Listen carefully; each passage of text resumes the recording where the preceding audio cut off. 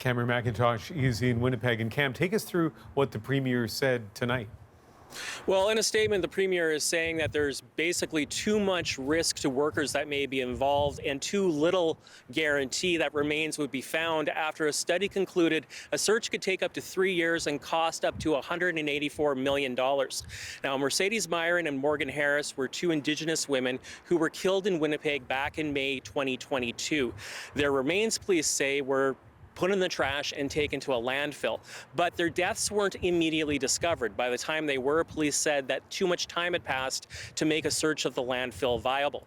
Now, that outraged the women's families and Indigenous leadership, who insisted on a search.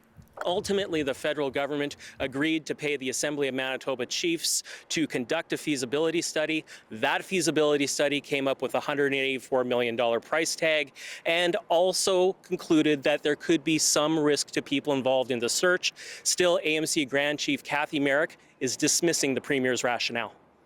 Well, that's bullshit. Because the feasibility study was conducted by experts. We had an anthropologist on the technical working group, and we realized as well as to, and those issues reflect in the study as to what can be done, as to what preventative measures can be taken not to put anybody at risk. Now, Premier Heather Stefanson will be speaking at an unrelated event tomorrow morning. In her statement, she said the province is committed to help funding a memorial and is committed to working with the Indigenous community to prevent violence against women. And Cam, the federal government says it's still reviewing if it will fund the search.